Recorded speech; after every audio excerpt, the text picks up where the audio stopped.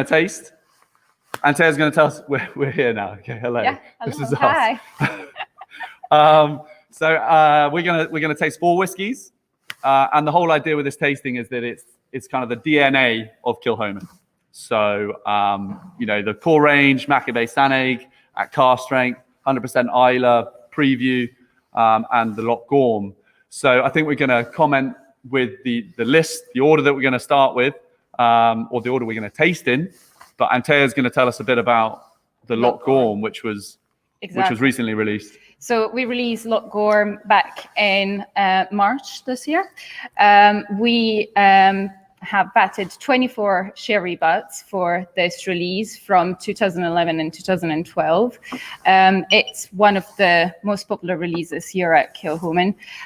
It's a yearly release. So every year we have a different Loch Gorm, and particularly this year we won an award with Loch Gorm. We're always winning awards. Not new. So that was a gold medal at the Spirits Business Competition. This one is a lovely sherry color. As you know, we don't chill filter and we don't add any coloring to our whiskey. So all you see, it's coming from our casks. And these casks are coming from Bodega Miguel Martin. So it's a very consistent flavor. This one, for example, has lovely notes of smoke, loads of sweetness, loads of fruits and berries, and a little bit of spiciness as well. So enjoy. Yeah. I think this is a little spicier than past releases. Kind of one of the differences with Loch Gorm and Sannig, which we'll taste later, is that Loch Gorm, as well as being a little bit older, is typically matured in Oloroso sherry butts. So these are the barrels behind us. I don't know if you can quite see the butts down here. You can over here. So they're quite a bit bigger. They're over twice the size. And the butts compared to the hogsheads that Sannig's matured in. So the butts that Loch Gorm is matured in give a bit more, often fruitier for me. But actually, I'd say that the 2021 version of Loch Gorm is just a little bit more on the spicy side compared to previous. Yeah, it does. It does have a more of a spicy sort of hint to it, and quite a bit of notes of barbecue, bacon. It's kind of sweet as well. So it's very well balanced, and many tastings, been one of the favorite one. And if you have the chocolate and you want to experiment a little bit more, you can try the Sannig chocolate. So the haggis one, the spices will marry really well with the sherry character. And since you can have it, the chorizos. So the chorizo we will probably match with it is either the venison chorizo or the chili. You let us know which one you prefer. Antea's vegan. Are you vegan? No, vegetarian. So she doesn't eat the chorizos, but the chocolate is chocolate, meat, all sorts of those kind of rich flavors will go really well with sherry matured whiskey, and particularly with the peat smoke of Kilchoman as well. When it comes to particularly the smoked meat, they really play off each other really nicely. Yep. So it's a really nice association. You get some chocolate and tea notes coming through this dram, and obviously with something like this, which is a little bit dry and spicy, it just melts really well, and it just brings up even more spicy notes to it. So enjoy. Any comments, please fire them in. Antea's got an iPad down here, and she's sort of fielding the questions. So, as I said, let us know where you're tuning in from, what you're tasting. If you've got the packs, fantastic. But if you just happen to be opening a bottle of Kilchoman, that's also great. Let us know what you're drinking.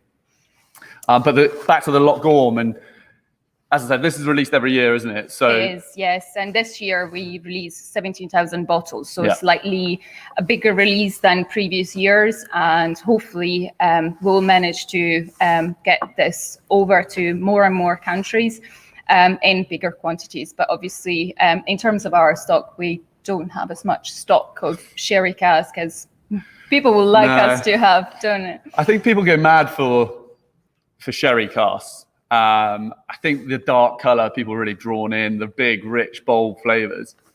And don't get me wrong, I absolutely love sherry matured whiskey. I think, it's like the sort of showstopper, the sherry, but often the bourbons, we can sort of transition into talking about the bourbon's in 100% Islay or whatever. But the bourbons often have this lighter flavor, which sometimes allows more of the distillery character to come through. It really does. Definitely for Kilchoman, and the bourbon maturation is the strongest maturation that we have in terms of the quantity of the cask that we receive each year. 70% of the spirit that we produce at the distillery is matured in bourbon, and it really marries well with the profile of the new make, the floral notes and the fruity notes of it. So yeah, I think that in terms of the sherry butts, it gives that sort of round note. It's not as spicy, so that's why many people love it. And I can see here that we have people from US, Switzerland, Brazil, Sweden, India, Madeira as well. North Berwick. And Poland. So just hi, as tropical and exotic on a sunny day. So hope you enjoyed Loch Gorm. It's one of the most popular limited editions that we ever release, and the sherry casks that we're filling are forming a bigger part of the whiskies that we release. I think there's no secret that my father's preferred cask type maybe is bourbon barrels, but with the popularity of the sherry matured whiskies we release, and also the SDR cask, which are kind of the red wine cask. Portuguese red wine. Yeah, those those kind of flavors are something that really seems to resonate with people. So yeah, I think it will be something that we do more and more of. We just have to wear down my dad slowly. Well, we are experimenting quite a lot in terms of new casks, new flavors. So it is definitely something that will come with time and with more spirits coming through the warehouses as well. So we had some wonderful finishes that have been released as well for alongside the Fèis release. So some of you might have got hold of a bottle of the Tequila Finish. So there's plenty different flavors to try, and hopefully you tasted them.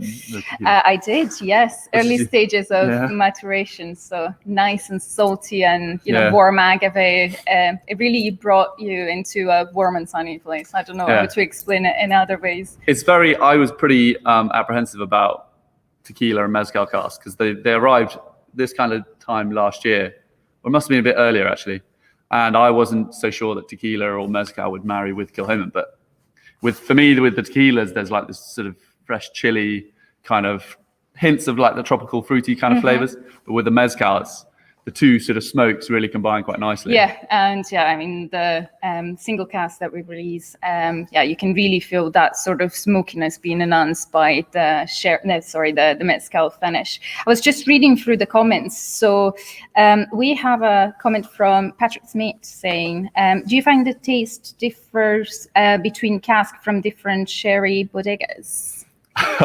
Well, I think we've only ever bought casks from Miguel Martin. So we couldn't say really in terms of Kilchoman. Certainly we buy different types of sherry cask from them, so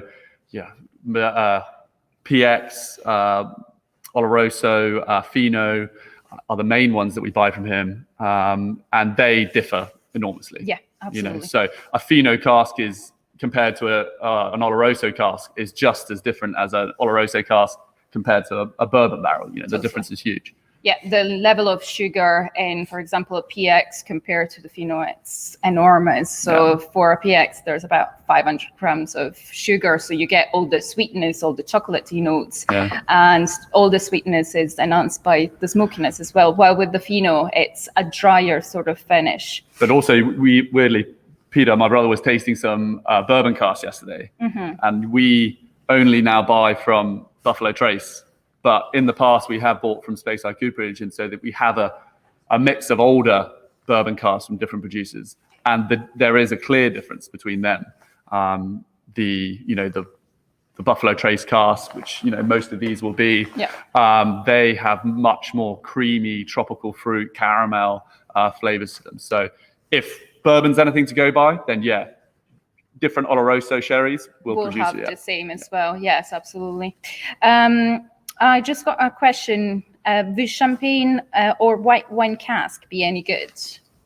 Yeah, I'm looking at a Sauterne cask here. So we've used Sauterne casks quite a bit, both as finishes and full maturation, and it works very well.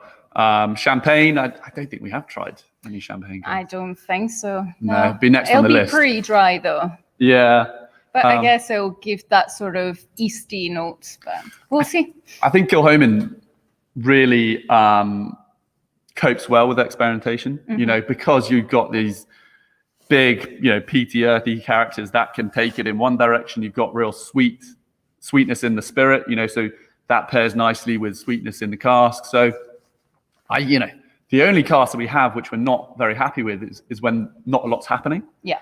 So any experiment we've done where the flavors really come into the whiskey, it seems to have worked quite well, as long as you get the timing right. Absolutely. Well, we've asked people to send their flags in, so we're receiving loads of different flags at the moment, which is really fun. GCSE geography. Yeah. So we've got Ireland, Scotland, Israel, so it's brilliant. Oh, you don't know that one, do you, though? Well, no, I do. I just didn't see it. It's too very small. I didn't want it to go this way. Yeah. Whoever is the red flag that's very small. Yes. Welcome. We hope you're enjoying the tasting.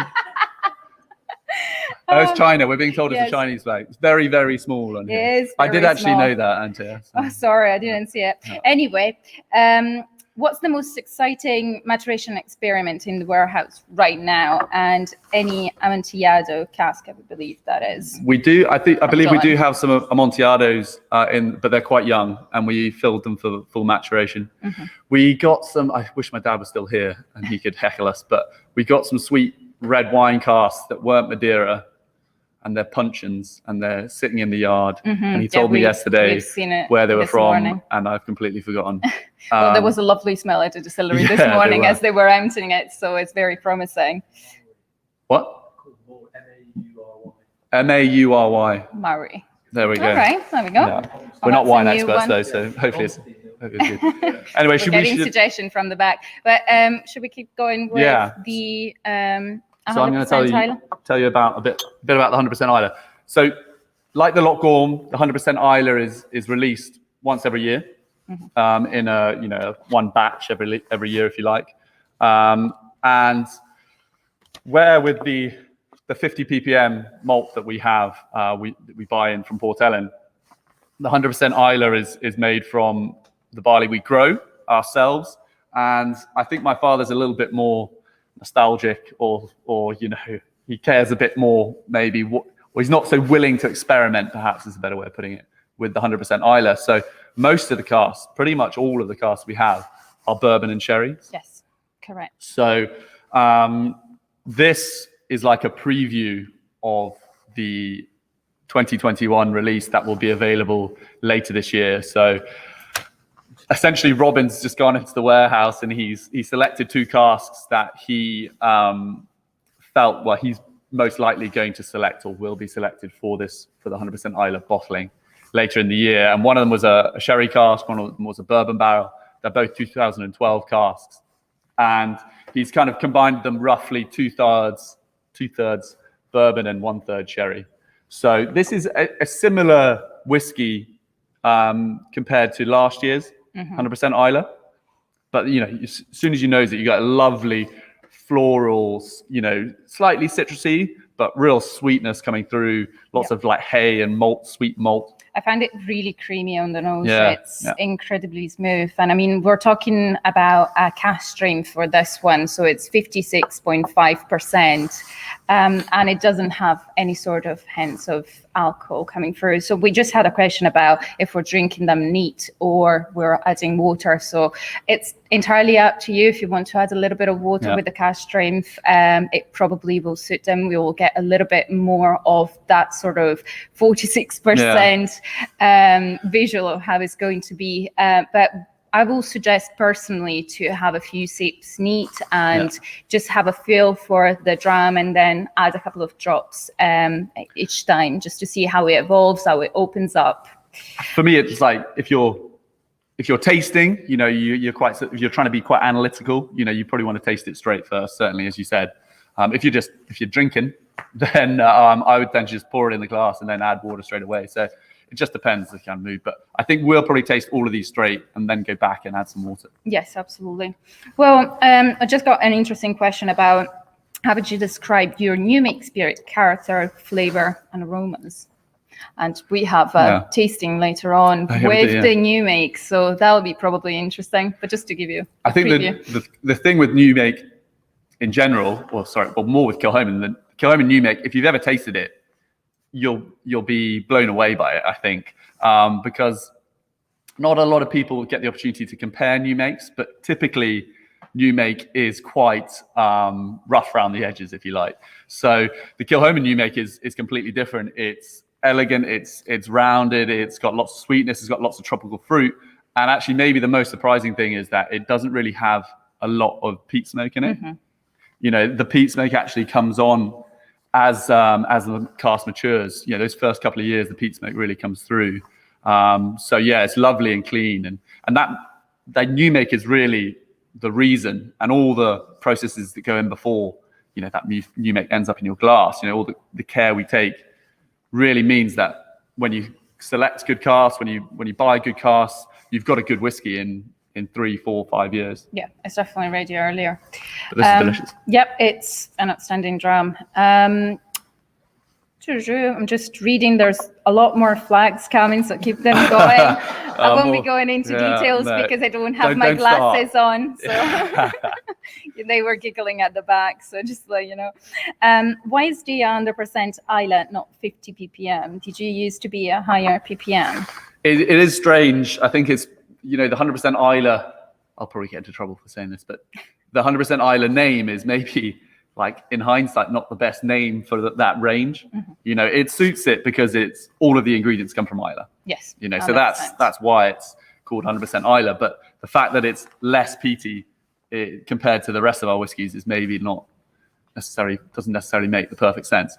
But the reason for it being less peaty is because originally the malting and the kiln setup at Kilchoman wasn't really fit for purpose. I mean, it was fit for purpose because you could malt good quality barley, but the kiln was actually slightly too small, which meant the barley had to sit quite deep on the kiln floor when it was being smoked, and we just couldn't get enough smoke into it in the time that we had. So we settled on this sort of 15 to 20 ppm level, and with the new kiln that we have, we can do a bit more experimentation. So actually today we're getting this automatic sort of turner aerator thing on the kiln floor, which will help with drying. But the new kiln, much bigger. It's about 4 times the size. It means the barley layer is that much thinner, and so the smoke gets through it that much quicker, and you can get more smoke into the barley. And I heard that Anthony's looking to do even more experiment with the peatiness levels, so that would be I mean, we never really know what's going on in his head. But, so he said. one day it's one thing, the next day it's something completely different. But I think a big part of what we do here is just always looking at what we can adapt. So, experimentation is one way of looking at it, but I think it's kind of this evolution, so we're always looking at our yeast varieties. We're always looking at our cask types. We're always looking at, barley varieties, peating levels, and just looking to, especially when it comes to the limited editions, offer something that's a bit different, So people are always got this huge thirst for new stuff, different stuff. So we really want to, feed that. Bring out there. Yes, absolutely. And also our Fèis release was 100% Islay. So if you managed to get a bottle and you opened it today, well, enjoy it. That's a really good dram. A lot more sherry onto it. We had 6 casks from 6 bourbon cask from 2012 and 11 2011 for the sherry butts in it. So a really interesting dram. But the 100% Islay is lovely. It's sort of, it's a slightly strange order that we've done it in, with a higher peating but lower strength, and then the higher strength, lower peating level. But we had to balance it. We had to balance it out, but it really shines through. It's very, very creamy. I can still get some hints of citrus coming through and a bit of cereal. It's lovely. I've polished off my glasses. Might be interesting come a bit later when I've done it for 2 or 3 tastings or so. I think that we responded in terms of the unpeated expression. So there might be the possibility of it. In terms of 100% Islay, are we planning to get an organic 100% Islay? We'll have to talk to Isla about that. As in, Isla's our general manager who he looks after all the farming, and I don't know if he would be that keen on being in the live Q&A. Yeah. Oh yeah. Well, Isla, we can talk to Isla about that in the live Q&A. I think there are big challenges to going fully organic on Isla, because we're in this warehouse today. But if we took out the microphones, you'd hear the wind blowing, and this is supposedly summer. So there are definitely challenges to it. But I think he'd be up for the challenge at some point, maybe. Yeah, so if you want to join us later at 1 p.m, we'll start with the Farm 360 tour with Isla, and following that, there will be a Q&A with Isla. So ask think of as all many the questions as you hard want. questions. Yeah.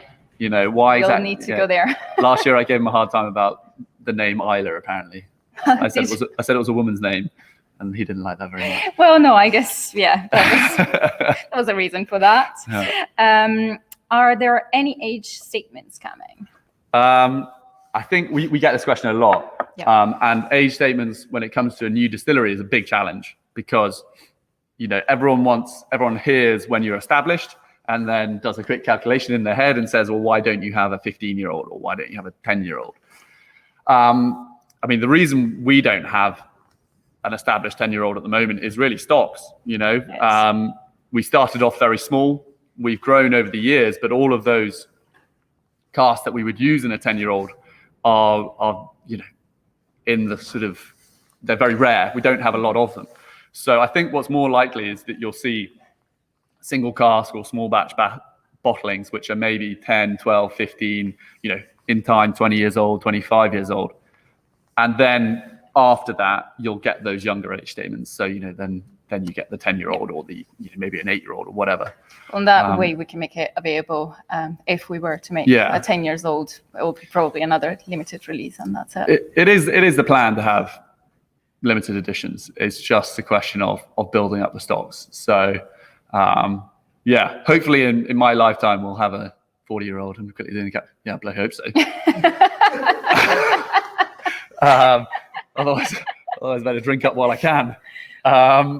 So why don't we tell them a bit about the third whiskey that we're going to taste, which probably actually of all the ones we're tasting is maybe the one which is most available, perhaps? Yes, it is, because it's part of our core range. And this time we're trying Maker Bay at cask strength. So for this one, we're looking at an alcohol level of 58.9%. So I think it's slightly higher than release that we had this winter for the Maker Bay cask strength. But it's a lovely dram with loads of notes of bourbon. It does have lots of fruit. One note that I love about the Maker Bay cask strength is the tropical fruit. Yeah. There's a burst of tropical fruit which comes through. The peat is well integrated. It's very smooth, and you still get a little bit of these notes of sherry cask because it's vatting of 90% bourbon and 10% sherry. So it's very well balanced. You get a really long finish. And Maker Bay became part of the core range in 2012. It was the first one to get to be an available release all year round. And it takes its name from the bay that is just down the distillery, which is a lovely walk if anybody is on Isla at the moment. Probably not recommend today probably not, with this wind. But it's nice anyway. And I got a question in terms of the Maker Bay collaborative vatting and the regular Maker Bay. So as I said, the Maker Bay is 90% bourbon and 10% sherry matured whiskey. When you see a bottle of the collaborative vatting, it will state the level of influence of both. So that will differentiate between the choice of the bottling of the person that decided to bottle that. So it can go as far as 20% sherry and 80% bourbon, and the other way around to 2 points. Is it as much as 20? I think it does. I think it's 15. 15. Yeah. Well, anyway, yeah. you can dial up the sherry or dial up the bourbon. The bourbon, Yeah. exactly. So you can get to experience a little bit more of the bourbon or a little bit more of the sherry influence. So it does give you a little bit more to play around with, and it's bottled at 46%. Yeah, and those small tweaks, it sounds minimal, 2.5%, 5% increase. It does have a big It impact. really, especially when you taste them alongside each other. If you drink a bottle of Macabee one week and then the next week open a bottle of the collaborative vatting Macabee, then you're not going to probably pick up on a huge difference. But tasting them side by side, I think anyone really would pick up the differences. But Macabee works fantastically well at cask strength. Absolutely. And we're talking about a whiskey that's 5-6 years old at 58%, and it's full of that salty, slightly earthy but fruity, sweet Islay style. It is maritime. It does have a hint of peat, but it's not overtaking, the other notes, and that's what I really like about Macabee. It's a playful dram. So one day you might pick up a lot more sweetness, and the other day Playful dram. That didn't come off. That wasn't off the cuff. That's in some of your notes somewhere. No, it's not. But anyway, we have loads of comments coming. So somebody's asking about the effect of Brexit and COVID. So I'll let you. Yeah, so that's a tough one. Brexit's, in a nutshell, Brexit's bad. COVID's, well, I was going to say worse. good, but no. COVID is, the upside of COVID, definitely not good. But the upside of COVID is that people are really thinking about what they're drinking. If you know what I mean. Upside, there's no upside. That was terrible to say. In terms of our sales, we've done really well over. We've done really well over the COVID outbreak, and it gives us a lot more time to talk about our whiskey in a different way, because obviously we're not able to go out and about and meet the people, but we did it over Zoom and other tastings. So right, but Brexit is a nightmare because we have to, where we used to send one packaged bottle into Europe, now we have to put different labels for every single country. Yes. So it's not so much of a problem for us because we're just selling it. But for Mikhail, who's going to be on later, he has sort of a library, you can only describe it, of different labels that he now has to use for. Yeah, it's a lot more labor intensive this time. Is there a plan to use pomegranate cask? James Wan used them at Milk and Honey. We haven't done it yet, but I like the sound of it. Yeah, sounds really interesting. Yeah. We'll definitely have a look at that. Well, we'll talk with Anthony about it first. Is it worth mentioning that we couldn't send orders? Yeah, it's probably worth mentioning that we haven't been able to fulfill some of the orders to some of the countries because of Brexit, and we're really sorry about that. That's something that unfortunately we couldn't control.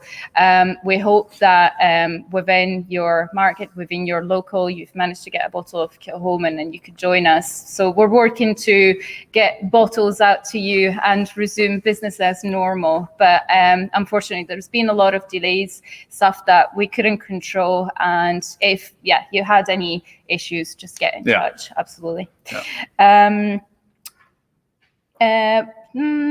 So we've got some comments about the shipping costs. Obviously that's relating again with Brexit. We don't want to bore you with the details, but it's really just where the products used to be handled essentially once.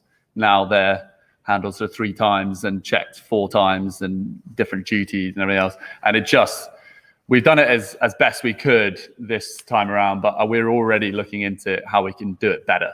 And hopefully, there will be a way we can bring the cost down. But I think there's so much adaptation that everyone's having to go through at the moment that it's just hard to figure out. Absolutely. So we haven't mentioned that with Macabee, we have this lovely chocolate, which I'll show you in a second, is the Atlantic Sea Salt and Lime. So if you got hold of it, I would suggest you to try it side by side. It's a really creamy chocolate. It's a milk chocolate with hints of salt, with citrus as well. So it marries really well.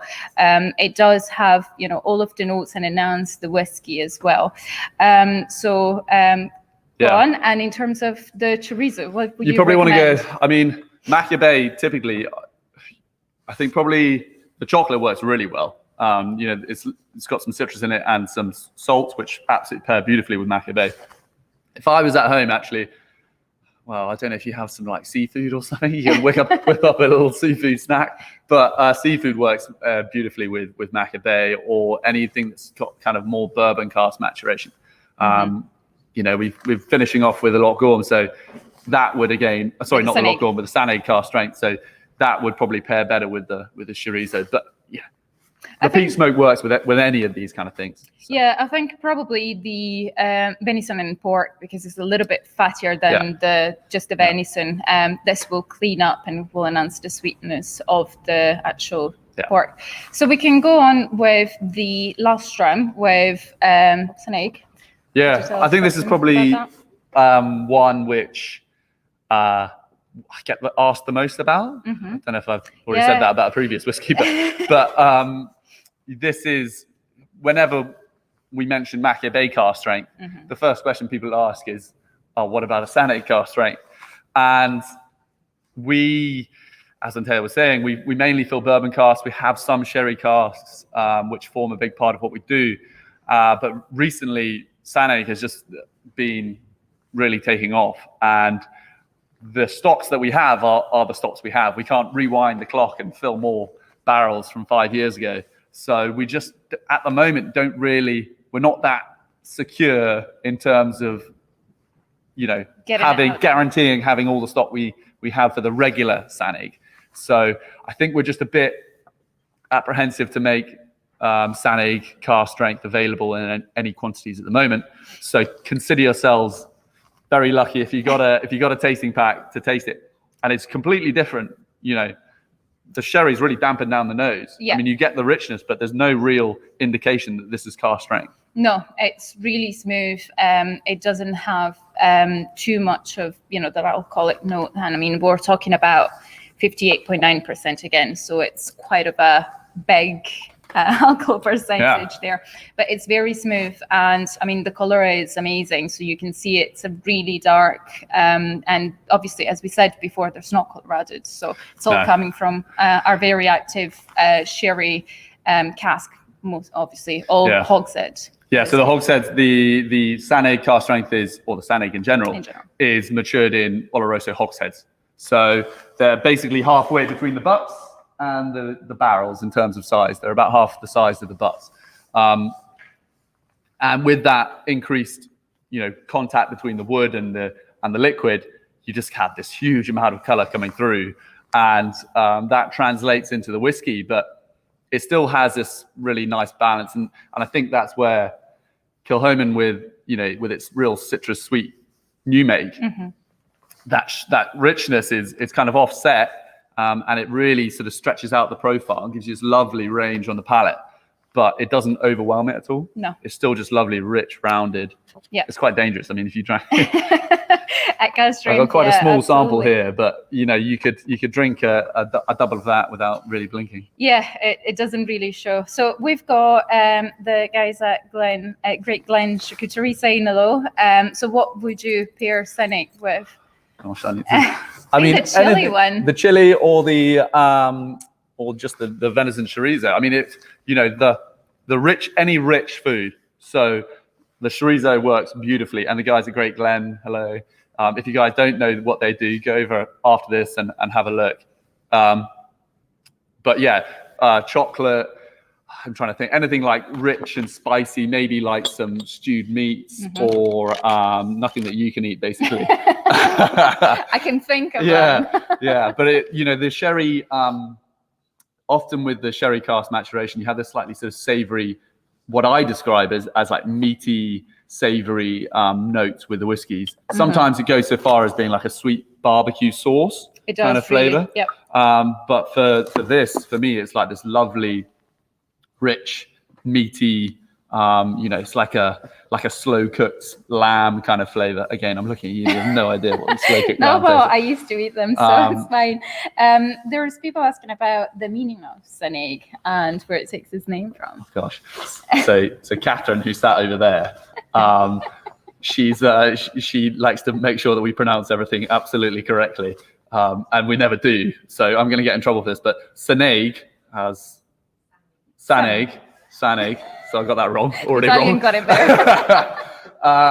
is essentially, I don't know what the meaning is, but it's an area north of the distillery. It's a lovely little secluded bay, great little sort of gallery and coffee shop there as well. And yeah, we named the whiskies Maccabee and Saneg Loch Gorm after the sort of landmarks near the distillery. Loch Gorm, I know, is blue loch, blue lake. Maccabee refers to the Macca, which is like the grassy sand dune area around the bay. But Saneg, I couldn't tell you anything about the name itself. Catherine, you got anything? Catherine doesn't have anything either. So. Well, I've got other questions coming. So are these whiskies available in Argentina? I believe they are in small quantities. South America is an area that we haven't really managed to kind of get our whiskies into in huge quantities. But I believe they have gone there in small quantities through certain periods of the year. So I'm sure you'll be able to get hold of a bottle, but probably you'll struggle for, all of the limited editions. Yeah. I just added a little bit of water into Maccabee and Saneg, and I'll do it with 100% tile as well. It's incredible how they change with a little bit of water and how much they open up into more sweetness, into more deep notes in terms of the sherry cask. It opens up to almost like wine. It's very intense. The barbecue sauce is there. The spices are really subtle. It's almost like cinnamon and nutmeg, so nothing too on the spicy end. So it's interesting how they change. Quite often I say that things get, I think with a bourbon cask, so at cask strength, you've got this lovely, real sort of almost sugary sweetness to it. And then when you add the water, the peats note, the earthiness, the saltiness comes through a bit more. But with the cask strength Saneg there, it kind of all the fruit came out, and it made it, at cask strength, made it almost feel a little bit dry. So that really works. But if you're, one of the manly men thinking you only drink cask strength whiskey, then knock yourself out. Drink the whole lot cask strength. But if you want to add a drop of water, they're beautiful either way. I mean, it really shows the character, and I think just to have a bit of a difference, especially for the 100% Islay, just to have a little bit of a preview of how the whiskey will be, and what to expect from it. I would suggest a couple of drops just to see how it will behave at 50%, which is usually the alcohol percentage that we bottle it at. Yeah. Are there plans to have a cask strength in the core range? There are plans, yeah. So, as I said, my dad sort of changed his mind with some regularity. I'm going to get in trouble for this. It's the second time I've mentioned it. But he has mentioned adding a cask strength whiskey to the core range. He comes from an independent bottling background, so when he first moved into the whiskey industry, 20 or 30 years ago, from wine background, he was in the business of bottling single cask, and he loves cask strength whiskey. So absolutely in the plans are a cask strength bottling, as well as an STR bottling in probably, but that will maybe be a bit further down the line. Which has been really popular in all the limited release that we had. And it seems to be working really well with our spirit profile as well. There's a few people in Japan asking a question. So if you can send a translation, just help yourself with some Google Translates, that'll be great. So that so the questions are in Japanese. Yeah, sadly we don't have a Japanese speaker. I mean, Italian and French I can do, but a bit of Spanish as well with Catherine. But we're not the best educated boys between me and my brothers, but apologies for that. Japanese is a bit of a stretch for us. It's probably a bit of a stretch for us. I saw a comment about if we are planning a release on old bourbon cask, so 100% bourbon cask. That's likely. Since Anthony likes it so much. Well, we do. Yeah, it's a good question actually, because often we talk about how my dad, Anthony loves the bourbon barrels, but he doesn't often actually bottle, limited editions or general releases that are only matured in bourbon barrels. Yeah. He often uses a bit of sherry maturation as well, just to give it a bit of richness. We certainly bottle a good number of single casks as only bourbon barrels. So those are available. And actually the past original cask strength bottlings, they have been only bourbon barrel matured. So I think it's certainly in our plans. I think at a younger age, that little bit of sherry helps, but certainly when we have more 8, 10, 12-year-old stock, I think we'll be looking at full bourbon cask strength bottlings. Yeah, I was just having a look. There's Andres Squimo saying that Kilchoman is his favorite beverage, mi agua de vida. Yeah. So thanks what, in very Italian? much for that. No, that's Spanish. Right. How many casks do we sell into markets? Oh gosh. Blended market. Oh, none really. Well, we have sold one or two in the past. I mean, the most recent one was essentially we sell casks to people who we maybe have an established relationship with, and just as a one-off. I think we've done a couple for the SMWS and the Kilhard bottling. The Kilhard, I was going to say. With the friends of ours at Ardner Merkin Distillery and stuff like that. But we have no plan for selling any casks or spirits to independent bottlers or blenders. Okay. So they're asking about Sané cask strength this year. So I think that we answered that. And it's almost time to wrap up for us. Yeah, we were told we had to finish at 1:45. So hopefully that gave you a good sort of overview of the Kilchoman kind of DNA. As we said, it's really about just following these casks and how that Kilchoman character shines through all the way through. That smoke, but the sweetness, the fruitiness. There is real Kilchoman that runs through all of these whiskies. Yeah, and if you're curious about our new make, we'll suggest you to tune in at 6:00 for the Through the Ages tasting, which will have a little bit of from the new make all the way to a 15 years old cask strength bourbon. So you'll get to discover how the spirits evolve and obviously how the cask influence works on our spirit profile, but also how it comes out our pot still, basically. Yeah. But we've got a packed schedule of stuff. So next up at 1:00 is going to be Isla. Which is standing. Isla and Pete, he's over there. He's very keen. So he and Pete will be having a look around the farm, and so if you have any questions about any of that stuff, cattle, sheep, farming, Isla in general, please tune in for the sort of interview with him at 1:00. But then we're going to be back here live with him at 1:30. So I hope you enjoyed the tasting. Please join in the whole way through the day. Thanks very much, everyone. See ya.